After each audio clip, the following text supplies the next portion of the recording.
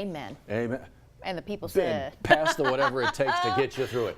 Let's talk to Jared Silverman, see if we can figure out the world of weather. What are we passing? I don't know. Whatever it takes to get you through it. Okay. We're trying to. Well, I thought I heard it right. Well, I love Almost what you right. said this morning. You said today is going to be a bad hair day, a good skin day. Who That's needs hilarious. Botox when you got Louisiana weather? Well, I do, but beyond No. I'm telling you, there's something to it. So Yeah. I try to give you some good news with the bad news. Sure. Because, yeah, bad hair day, but it's good for your skin. I'm telling you. It's true. I'm telling you, and I've got some experience. glowing. I know Matt does too. People's skin down south looks younger than up north. Moisturized. I'm telling you, with this you, is Jared. a thing. Yeah. 100%. I'm not showing you my ankles. Sir. Is that weird? Wow. Took Yeah. it to a whole nother level. 9 News Now after dark. Before the sunrise. Sun's up. Are we seeing it? The clouds out? How we Sun's doing? up, just not out. Yeah, there you go. Covered by some clouds, kind of a gray, dreary day. But the good news is I don't think we have to worry too much about the severe weather threat, at least not in the immediate Baton Rouge area. We got 73 degrees out your door. We are mild, muggy, but yesterday got up to 83. Day before that got up to 84. And now we're knocking on the door of 15 inches of rain. We're probably going to get up to that tally at least, given the rain forecast for this afternoon. Could be a little bit breezy. Those are wind gusts. They could get up as high as 30 miles per hour. But again, that's a gust, not sustained. Not that much doing on our live local radar this morning, but we were expecting that the brunt of what we will see will be actually later in the day, afternoon, evening forecast. A lot of the rough weather to the north, missing us to the north, and then a developing squall line back to the west in Texas. But a lot of the models agree that a lot of that's going to wash out before getting here. So here's Baton Rouge. I'll leave my hand right over our area. And as we keep the clock moving, a lot of the thunderstorms look like they're going to hang out well to the north. This is 2 o'clock in the afternoon later today. And then we keep the clock moving, and we don't really see that much in our area, even this evening. So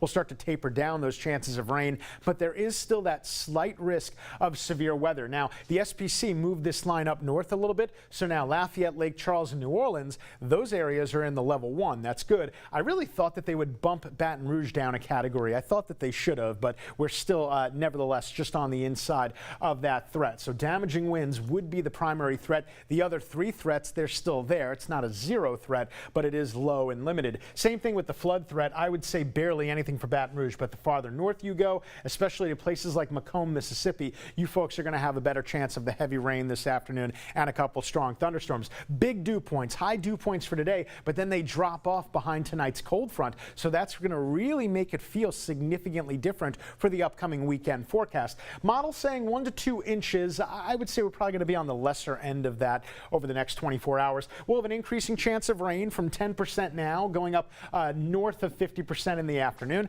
High temperatures very close to 80 degrees. Still mild, still muggy and breezy overnight tonight. We'll taper down the chance of rain, start you off at 60% at 7 p.m. By the time we get after midnight, that approaches 0. Overnight low 63, if we even get that low. Then the cool stuff starts to work in for the weekend. Saturday high only 72. What about Sunday? A high of only 67. So on Sunday, beautiful, but you're probably going to want that jacket. You're also going to want to check the clocks and the batteries in your smoke detectors on Sunday morning as we spring ahead. That's going to be this weekend, new sunrise and sunset times. Then for the all-important 10-day forecast, we've got a nice stretch of dry weather Saturday and then ending all the way through next Thursday, and then a couple of scattered shower and thunderstorm opportunities for the St. Patty's Day weekend. Meanwhile, it is now 7:06. Johnny, how are those roads looking? Still haven't had any problems. I don't want to jinx it by saying that, but I think I might have. Let me knock on something.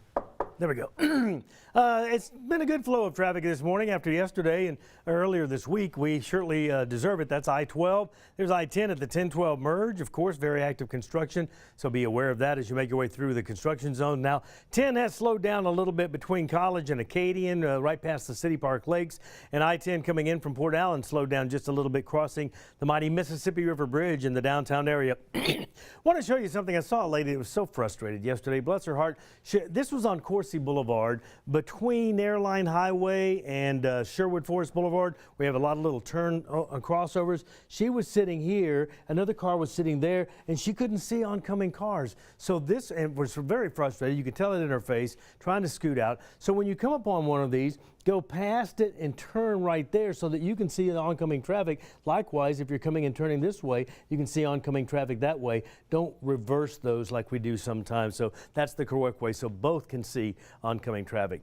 7:07, back in less than 60 seconds with updates on some things you might have missed during 9 News this morning. You're watching WAFB 9 News Now on WAFB Plus. We'll be back.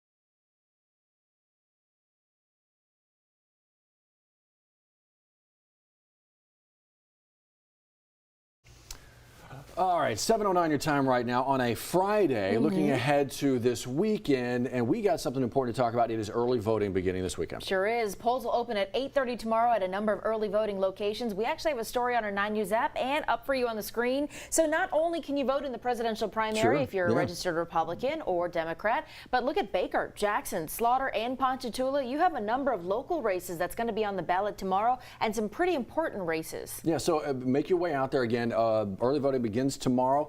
It'll run for a week, excluding Sunday, of course. You got that absentee ballot deadline on the 19th. Election day is the 23rd. Make your way out to the polls. Now, speaking of politics and lawmakers and all that stuff, we had 2 special sessions in the books, right? Regular session on the way, and insurance certainly going to be a conversation when it begins on Monday. Tim Temple, insurance commissioner, already weighing in on this, saying that this is something that he's going to target early, and he wants this to be a priority for lawmakers moving forward here, especially when it comes to the insurance company of last resort. So what will happen during this legislative session? Well, we have a Capitol correspondent. Chris Rosado is going to be there tracking it all starting Monday. Something else that's about to begin next week. Louisiana National Guard troops heading to the southern border there in Texas with Mexico. This is something that Governor Jeff Landry had said he wanted to make a reality. Apparently, he has found the funding. Found funding in the state here, approving $3 million for those guardsmen to be deployed. So we actually have about 50 soldiers sending to Texas for different rotations for about 30 days per rotation. So it looks like the unit command team, they're going to head down from Shreveport first. They're going to do the first 2 rotations, and then another group, a command team from Carville, Louisiana, they're going to round out that last rotation there before coming back home. I want to give you a heads up, something we were talking about yesterday, this shooting investigation from Wednesday night in Baton Rouge. This is Sherwood Acres Apartments right off of Coursey Boulevard. We didn't know, they were still trying to figure out who the victim was, Liz, officially. Well, now we have that ID. 54-year-old Thomas Sneed, we're told, was killed Wednesday night at the Sherwood Acres apartment there.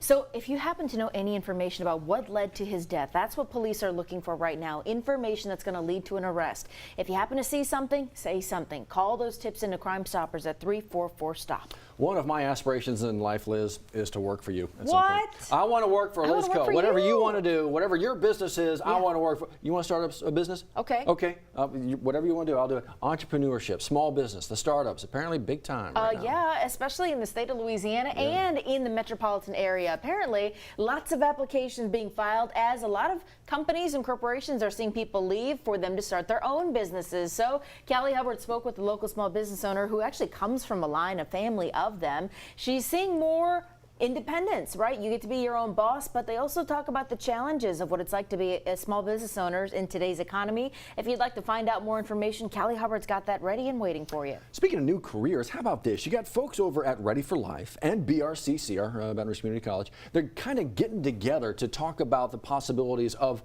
potentially new careers for folks. Yeah, so if you're interested in coming out to finding out exactly what's going on, head on over to Reclamation and Restoration Ministries. They're located there on Perkins Road, 6010 Perkins Road, Suite A. It's going to be a big announcement. Remember, this is the group that has some DOJ funding to make sure that crime is prevented here. One of the many initiatives that they're trying to target young people with.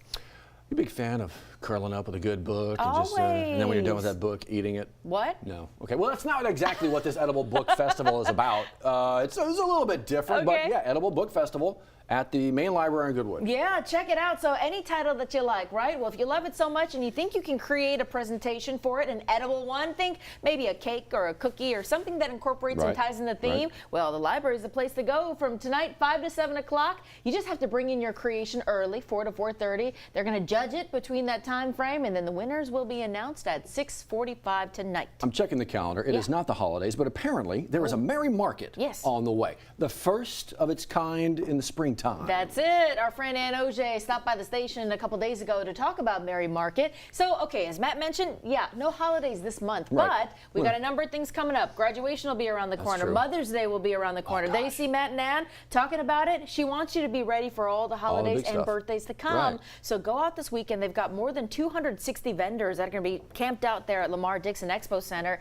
This weekend, free parking. You pay admission, what, $5, $10 at the door?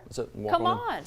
Okay, and so it says here on the rundown, you want to talk about daylight saving time. I don't want to talk about daylight saving time anymore, guys. That's it. That's it. I'm done. Done. Jared, look, you're right. I don't know who says they like it. Johnny, you a fan? I'm a fan in the summer when it didn't get dark till 9 o'clock. You fan of that? Really? Are you up to 9 o'clock? My voice gets really high. See, I would think you guys wouldn't like that because it's harder to go to sleep. Yeah. Right? Yeah. I have blackout curtains. Did you always Careful. I have blackout curtains. I gotcha. You need them on Blackout this curtains. shift. Yeah. I need we don't more like to stuff spring to black out. forward. We like going backwards because we gain an hour. Do it Friday night. Yeah. 6 o'clock ahead Friday night, and you'll be fine on Sunday. And you'll be early for everything. Pastor Sunday, gonna love it. Everyone will be early Why are for you church here? service on Sunday. I'm Yeah. turning Pastor over gets every there week. an hour early to help you. Oh, look at Exactly. that. You need the Yeah. prayer. We all will.